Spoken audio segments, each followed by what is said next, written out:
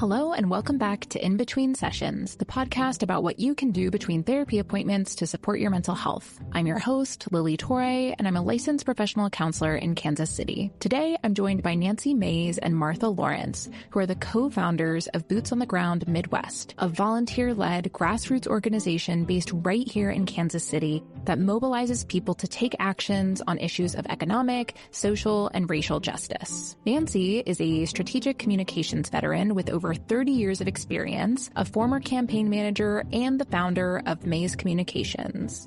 Martha brings 30 plus years in marketing, event planning, and public outreach, and most recently served as director of field operations on a state Senate campaign. Together, they launched Boots on the Ground Midwest after the 2024 election because they couldn't sit still, and they figured a lot of other people couldn't either. Now, I know what some of you may be thinking. This is a mental health podcast. What does activism have to do with my therapy homework? And that's exactly why I wanted to have this conversation, because so many of my clients right now are struggling with feelings of helplessness, overwhelm, and despair about what's happening in the world. And let's be real, I feel it too. I wanted to reach out to Nancy and Martha to talk about what actually helps with these feelings, and spoiler alert, it's not doom scrolling or posting into the social media echo chamber. In today's episode, we talk about how taking action combats hopelessness, why community might be the antidote to anxiety, how to find your place in advocacy even if protests aren't your thing, and why rest and joy aren't things to feel guilty about. They're actually a form of resistance. I was truly so hyped up after this conversation, and I want to bottle up that feeling and share it with you. So let's get into it.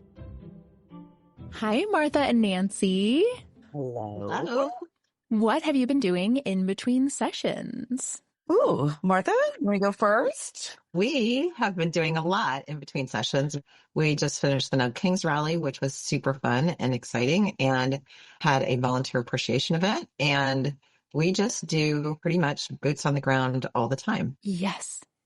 It's what we do all the time. We do a lot. We're thinking about the midterms coming up and some important votes. And we are always doing a lot to help our immigrant community feel safe and supported. So those things continue. That's awesome. And I imagine that that can also be a lot. I imagine that that's a really heavy weight to carry. And that's definitely something that comes up a lot in therapy with my clients is the struggle to sort of carry the weight of everything that's going on in the world and to the pressure that people feel to keep themselves informed and to stay involved. And I think something that I'm seeing in a lot of my clients is sort of feelings of hopelessness or helplessness. And so I would love to hear from each of you how you feel like engaging in this work, A, like helps you cope with those feelings of helplessness, and B, how you kind of keep your own cup full while doing this important work. So we actually started Boots on the Ground because we saw a lot of people online hand-wringing and saying, we just don't know what to do. We feel so desperate. So our very first initiative that we had was a volunteer fair where we had about 50 nonprofits and we had about 700 people come. And we connected those people because we both know individually that when you are doing something kind of helpful, it fills your cup too, right? Yeah. So that was a way to kind of get that started. And it really has snowballed from there. I personally would be really more upset if I weren't doing something. Like action helps me have hope. So that's what's helpful for me. And I think your comment about carrying the weight, I think Nancy and I both feel like we carry a big amount of weight because there are a lot of expectations for boots on the ground and what we're doing to get things done. And the more we look around, the more we realize how many people there are out there that are helping us carry the weight. Mm-hmm. So we have an amazing group of board members. We have an amazing group of volunteers. Every event we have where people show up, it fills up our cup. And also, I think to almost every single person I've had a conversation with that has come up and said, I've never been to anything before. I was feeling very lonely. I came to this and I feel so much better. No one has come up and said, I wish I hadn't come. They all say, I feel so much better. So if someone is sitting on the couch feeling that weight, come find a way to engage because there are lots of people that will help you carry it. Yeah. And also there's all different kinds of ways to engage. Like we talk about, Martha and I are both kind of more, well, I'd say I'm an ambivert. So, but we are great with a crowd. We're great with a bunch of people, right? But there are people like protest people and what we call postcard people, meaning some people are going to be wanting something that they do at home, quiet, and, postcard is just a proxy for that type of activity. And then the protest people, they're happy to be out there chanting, yelling. And so we try to think about activities in terms of accommodating all types of activism because all types are needed. Yes, all I love types that. are needed in a society, and all types are needed by people. Yes, agreed.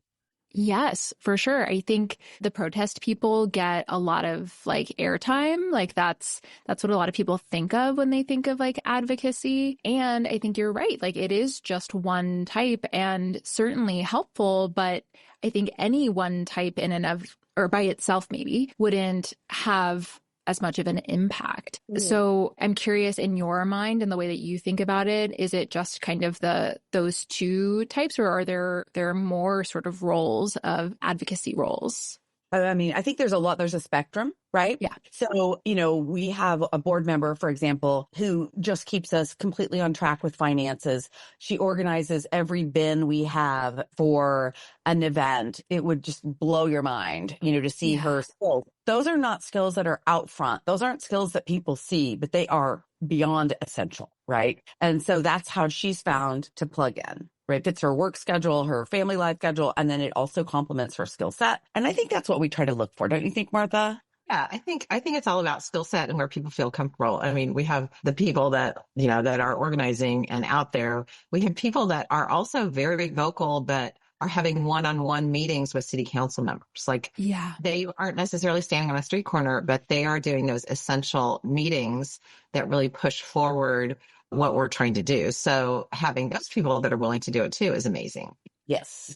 Yes. I feel like what I'm hearing you guys say is that, first of all, if the weight is feeling really heavy, you're probably trying to do too much alone. You're probably holding too much by yourself and you need to engage with others in carrying this weight. And a way to do that, a way to engage with others is to kind of look at yourself and think, what unique skills do I have to offer here? Like, let's say you're a phenomenal baker. Like, does Boots on the Ground Midwest's next event need food? Do you need someone to provide something for people to eat so they can stay nourished and do this protest or whatever? If a protest is like not for you for whatever reason, which is fine, but sort of not discounting your own skills as irrelevant or unhelpful. 100%. Yes. Yes. People who are completely tech savvy and people who aren't, right? We have people who are like super knowledgeable about just, kind of the bowels of any bill going for, and then we have folks who,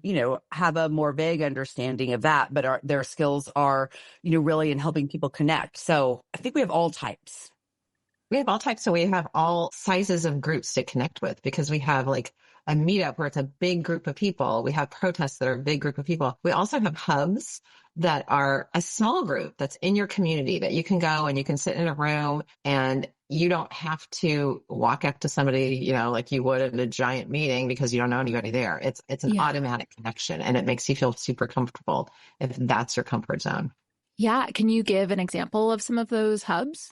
Yeah. So we started them in a neighborhood way. So we have them in various neighborhoods around the Kansas City metro area. You can go to any of them, but the idea is that say you're in the Lenexa Shawnee hub, if something then is before your city council or there's a community need, you can mobilize around that, right? But then there's consistency within the hubs on what they work on a month-to-month basis as well. So it can be adaptable. But then we also started a Johnson County mutual aid group, and we're partnering with other organizations on that. So that's another way for people to get involved. And that's really demonstrating that any kind of help is needed. So people who work full time, okay, I can show up with donuts to thank the staff at El Centro. I'm going to do that on my way to work, right? That's great. And we were just yesterday talking about starting kind of more issue-based group, right? So are you passionate about voting rights or, so just providing more doors for people to enter. And also ways to connect, like the hubs are monthly.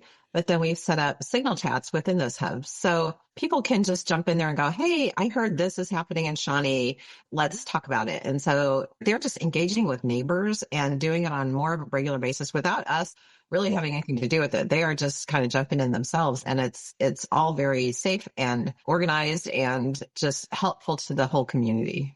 Mhm. Yeah. Well, and yeah, the word that keeps popping in my mind is like zoom in. Like when we have this, I think some of the helplessness comes from this very like large, like global view that we all have access to now, for better or for worse. On social media, we can be aware of basically everything that's happening in the world, but that is an extremely overwhelming lens. And like really where we have the most power is locally. And, you know, the more that you zoom in to like Missouri or Kansas, to Kansas City, to your neighborhood, like there's so much action that you can take that has an impact. And I think like that feeling of impact, of wanting to contribute and feel a sense of impact is something that feels really intangible to people right now, especially when they have that really global scope.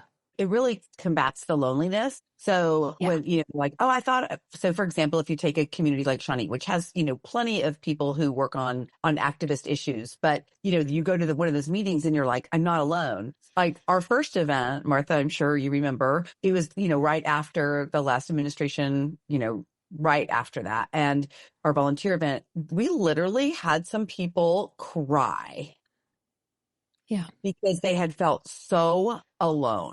Yeah. And they were like, I just didn't know that there were other people out here. Right. So, you know, that was really so eye-opening for us. Yeah. That's really impactful for us and everyone that volunteers. And, you know, just if people can just get the courage to get up and just reach out for one thing, and we will help you find a lane. Yes, we will. Yes, I love that. Again, kind of going back to the unique skills, like if someone's like, oh, you know, my skills, like there's no way they can use my skills or the things that I'm good at. I like the idea of like, well, let Nancy and Martha decide that, you know, like reach out and like tell them what skills you have to offer. And maybe you don't even know the way that they need that skill desperately. We had a good one just like 2 days ago. We had one of the nonprofits we work with on a regular basis that is really struggling, has a lot of immigrant constituents and just needs help. And they reach out to us from time to time to ask for volunteers. And they asked us the other day, do you guys have anyone that's a handyman that can just come and like put up shelves and fix windows? And so we put the call out and we had people respond. And so they have a handyman now, not full time, just as hot as they need it. And so just anything helps. And people want to help. I think that people really do want to help, and they know that it makes them feel better. And, you know, we were talking about skills, and another thing about getting involved in a group is that it regardless of your age, it gives you an opportunity to learn new skills and to perfect other skills. I'm thinking of another person who kind of runs our community hubs who came in and said, I'm not a good public speaker. I don't feel comfortable doing this. And now like is, you know, up there running, you know, 7 hubs in 1 week. Right. I mean, well, with, you know, help from the neighborhood groups, and she credits like, well, just kind of putting yourself out there. And I will say also that learning something new in this time of heaviness is also a way to feel hope, right? It's a beginning in a time that just doesn't feel like we have a lot of them right now. Yeah. And that's an impact. That's a change that when we tell ourselves like, I can't public speak, I can't do this. And we figure out that we actually can when we're given the opportunity to do so. Like that's also really empowering, and then gives you another tool to use to create change, which is again, empowering. Yeah, exactly. Absolutely. I feel like I was so excited to talk to you both today that I sort of just jumped in and we just got started. And I feel the impulse to backtrack just a little bit and get a little bit more history from you both about what led to you starting Boots on the Ground Midwest and sort of what your goals and hopes and dreams are for it.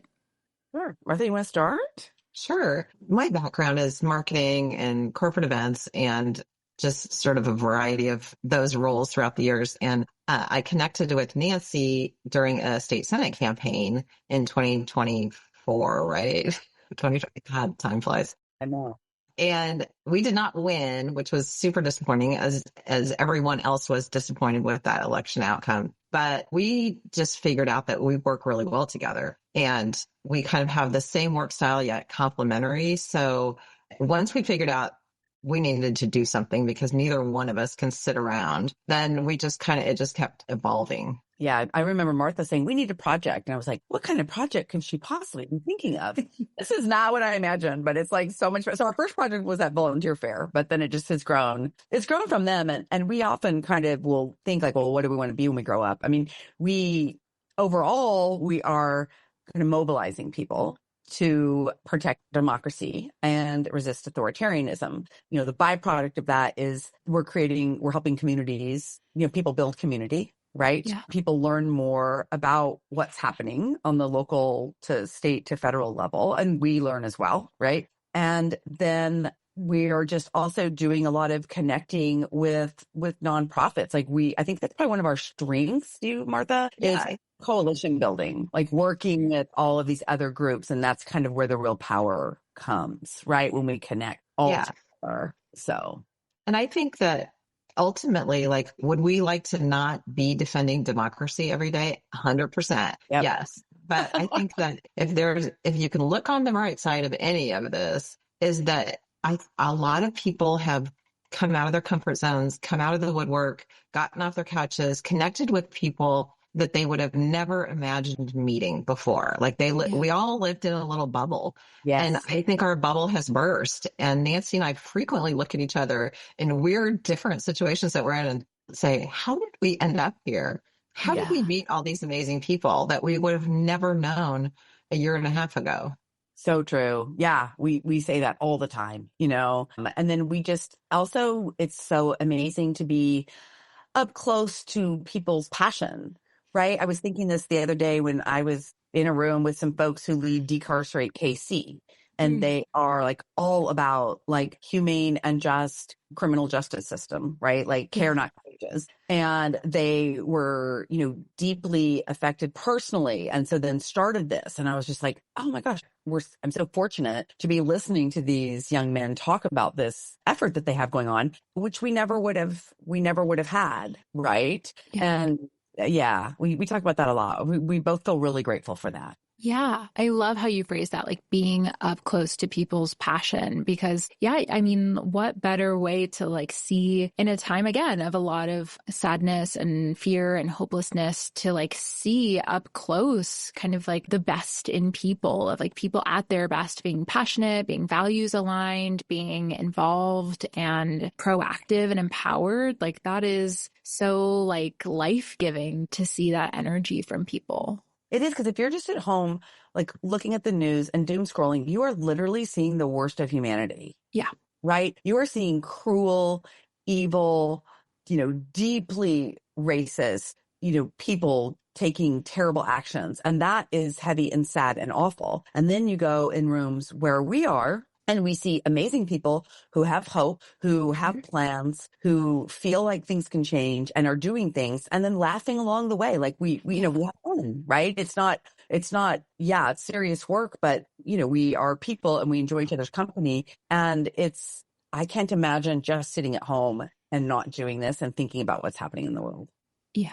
And the other element is that we all sort of laugh, but in a good way, about like all of our therapies, because we're all in therapy at some level or another. And we even had a volunteer. We have a volunteer therapist, and so we have had a group session, and I think we'll have another group session with our board, because that mental health element is so important to what we do. But it also sort of brings levity to it to say, hey, we are all in the same boat. Like, it is totally fine. We're all good with it. And that's a skill she probably wouldn't have thought that she would give to our group. The same with a lawyer, right? Mm-hmm. So, these are like, oh, hey, I can help you, when you need it. So super lucky. Yeah, absolutely. I mean, I think that acknowledgement of, like we're all in therapy is an acknowledgement of like, this is hard and this is heavy and this is a lot. And, even kind of on the other side of that, I've seen in a few like therapist groups that I'm part of, a lot of conversation around like, how are we as therapists doing this right now when people, come in and want to talk about the things happening in the world? Because like it's happening to us too. And like we're just as human as anybody else. And so I think that this idea of like having that openness around like this is hard for all of us, including the leaders, including the people that you go to talk about how hard it is. And I'm sure people feel that way about you two as the, leaders of Boots on the Ground, that like, oh, you find this hard too? Like, this is heavy for you too. I think there's something really sort of like normalizing and humanizing about that. Mm-hmm. Yeah, I agree. Definitely. You also mentioned social media, which I definitely wanted to talk about today, because I think that, I think I mentioned this earlier, one of the pressures that I hear sort of most commonly is this pressure to remain informed. And when you were both talking about starting Boots on the Ground, you mentioned like, yeah, not like it would be great if we weren't needing to defend democracy right now. And I think, that also speaks to like the amount of privilege that is involved in not ever having felt the need to be political before now, that like there are many people in this world that have not had that privilege. And I think that, there is almost this sense of like, if I don't stay absolutely informed about every single thing that's happening in the world, then, I'm not acknowledging my privilege, or I'm not doing enough, or, whatever pressures people put on themselves. And I'm curious to hear sort of your thoughts and beliefs on the utility of, or lack thereof, social media as a form of advocacy. I feel like it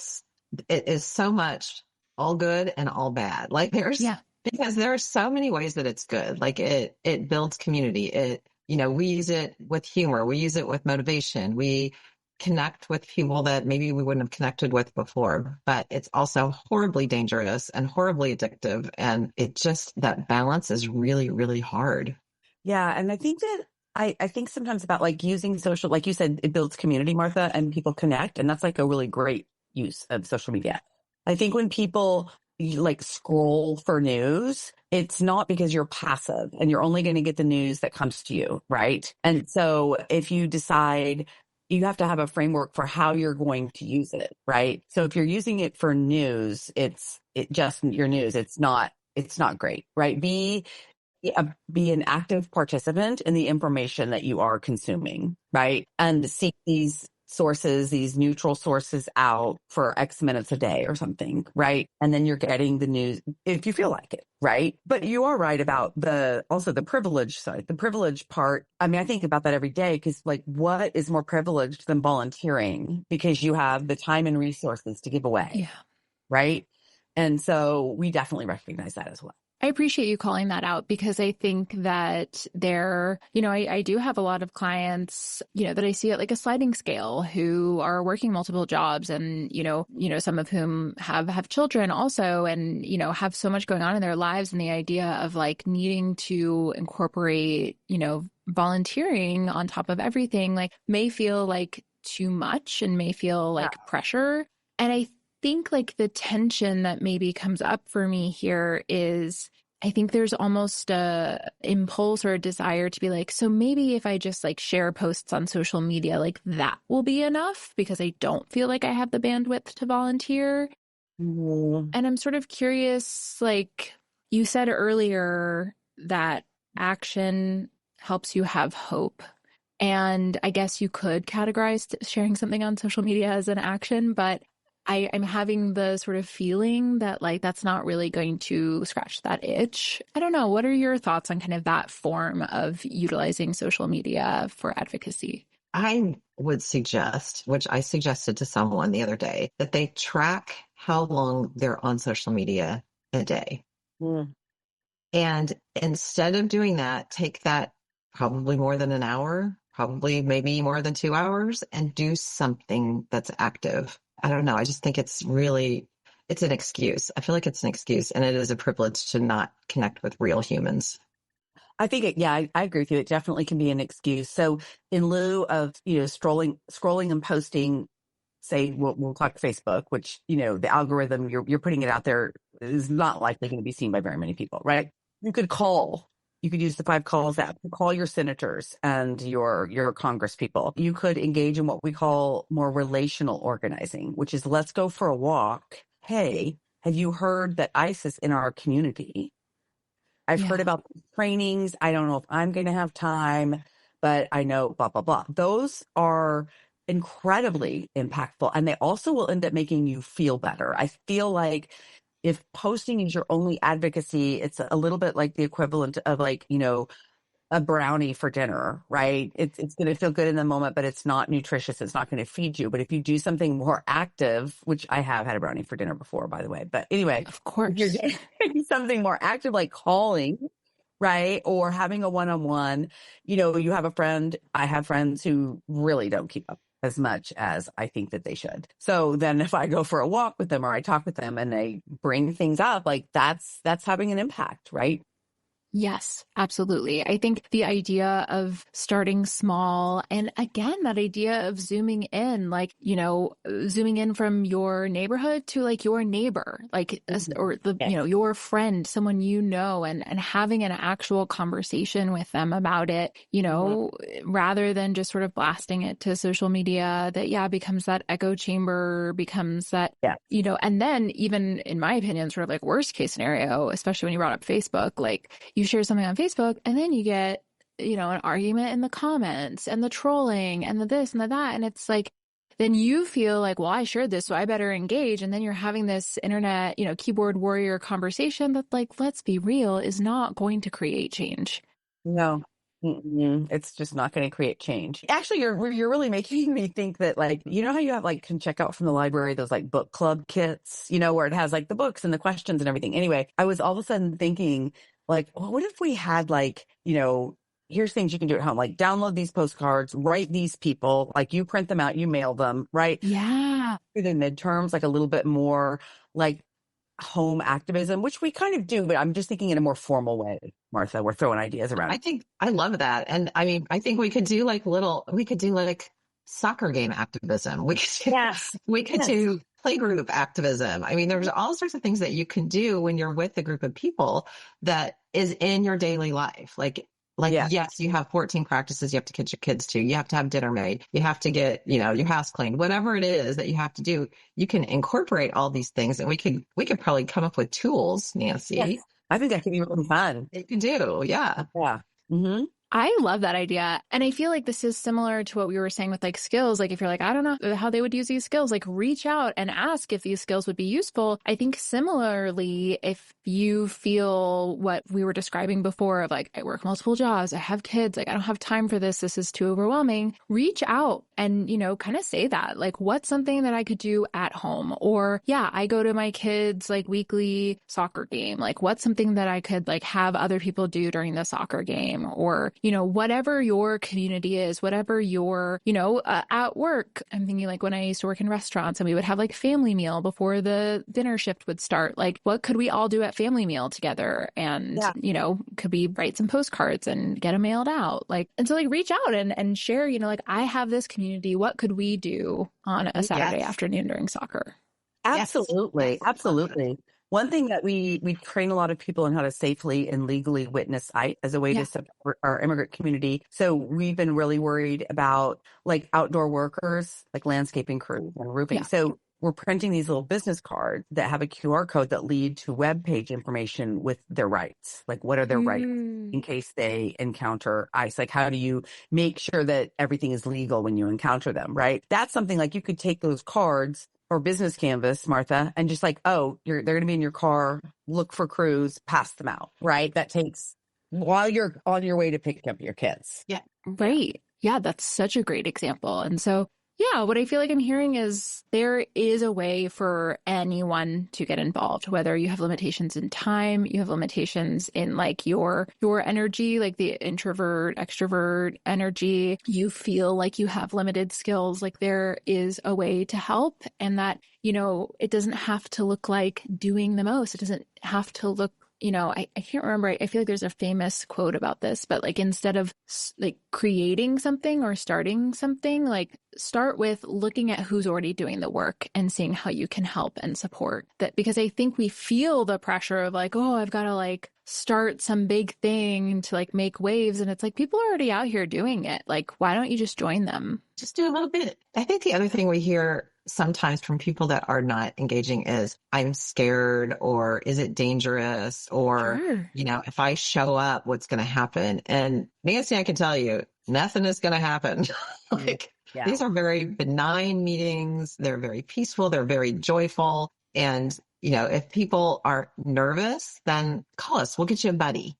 Yeah. Like that's Definitely. Mm-hmm. That's a really easy way to engage and not feel nervous about it. Yeah. And I probably, this is probably not the kindest thing I could say, but I will often counter that with, I'm more scared of what happens if none of us do anything. Yes. Yeah.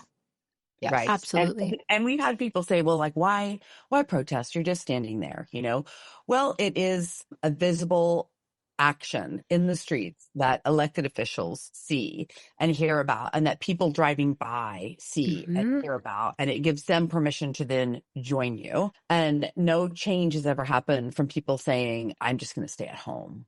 Yes. Yeah, I think that's the key. It's like, okay, if you stay home, definitely nothing will change. Yeah. If you go, maybe something will change. So what do you want? Yeah.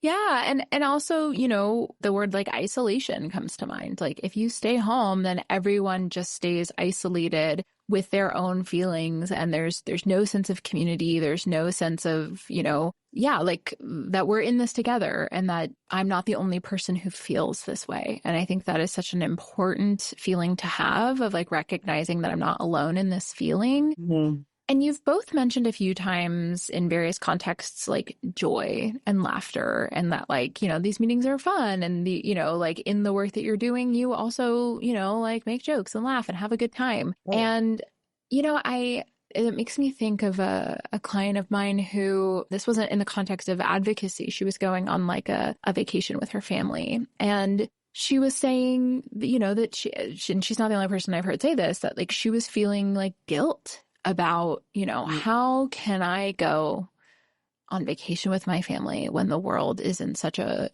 horrible position. Mm-hmm. And I'm really curious about what you would say to someone who feels that way. Mm.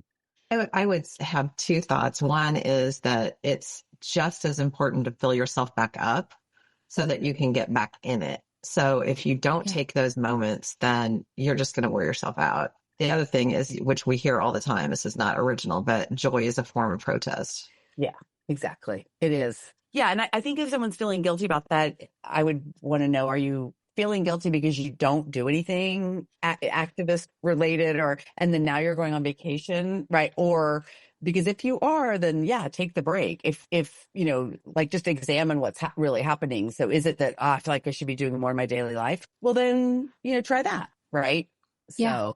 But yeah, we have to stay. Joy is hope, and we have to have hope, right? People say all the time, "Do you think anything's going to change?" One of my kids asked me that the other day. They're all, from late 20s to early 30s, and I was like, "Well, of course, I wouldn't be doing this if I didn't think, that things could change, right?" Yeah. So yeah, I definitely think they can. I so agree with that. And I think I do talk to clients about a lot of things that they do as being radical acts, like choosing to experience joy and go on a vacation with your family, connect with your family, like living as your authentic self, especially if you are queer or, like you are not cisgendered or you're queer in any way, that is a radical act of just like living authentically, and even more radical, joyfully in that identity, going to therapy, taking care of your mental health, filling your cup back up. That's all radical, and that's all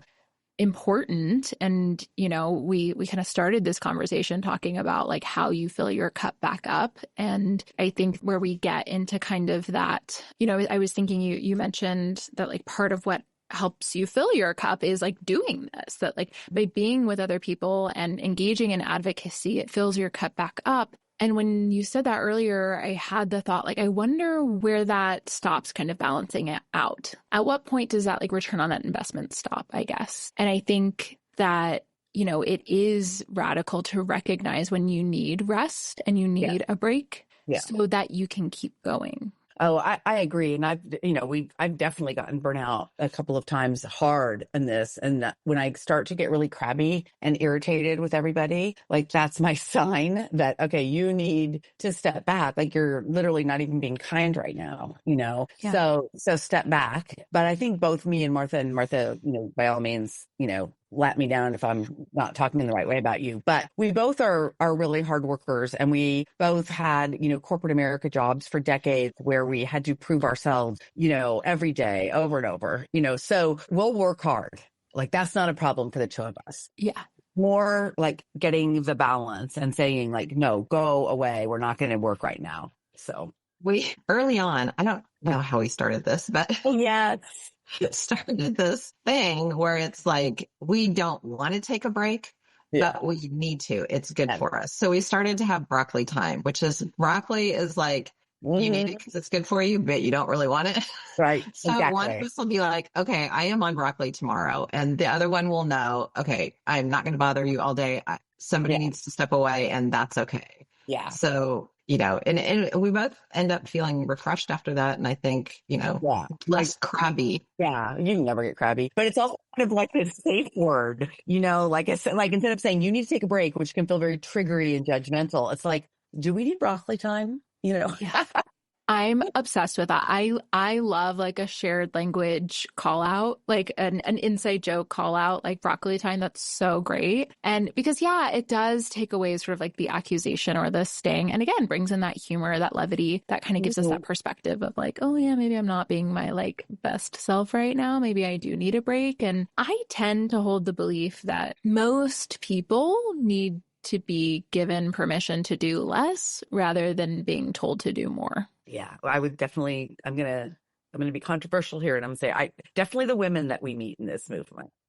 Well, I don't disagree. And I think especially when it comes to advocacy, like I think there are a lot of, again, going back to skills, like there are a lot of skills involved that, women are socialized to have that, support advocacy work, that community building, that organizing, that, like getting the gang together, like energy. Again, we're just like socialized to have that and to be congenial and to like know how to talk to people and communicate effectively and all of those things. And so I think that there probably is this pressure that most of us feel to like, well, I have these skills. This is like the dark side of what we were talking about earlier. Like I have these skills, like I better use them to the max for this effort that I feel strongly about. I do feel like women are more socialized for conflict too, because we generally live in a state of conflict. Mm-hmm. So we are comfortable living in conflict. And I think men are not. And so what we're doing right now is very conflict heavy. And so when you go to our meetings, you see 70% women, and it's not because we exclude men. It's because I think the work that we're doing is uncomfortable for them. Yeah, I agree. And we've even had conflict, within our group, and we just power through it, right? Like, and we know how to do that, right? And I think kind of coming at it from a societal standpoint in terms of like gender equity, right? Yeah. We can work through that. But yeah, you're right about the discomfort. And I think also like while we want people to get involved and find the skill set that they use and be comfortable when they're with us, eventually we all know that we have to get a little uncomfortable if change is going to happen, but you're doing it in community and you're doing it in a safe place and you're doing it with people who care about you. So it becomes easy, whether it's like, all right, I'm going to lead this meeting, or I really want to put this group together, but I'm not sure how. We're working with a couple of people who are doing a protest this Saturday in Leavenworth at Core Civic. And they were like, we've never done a protest before. We don't know what we're doing. And then these women were like, let's get on a call, Yeah. And it was just info shared down. Yeah, we got on a call and it's like the protest is happening, right? And now they're learning a skill, and everyone was more than willing to share. So.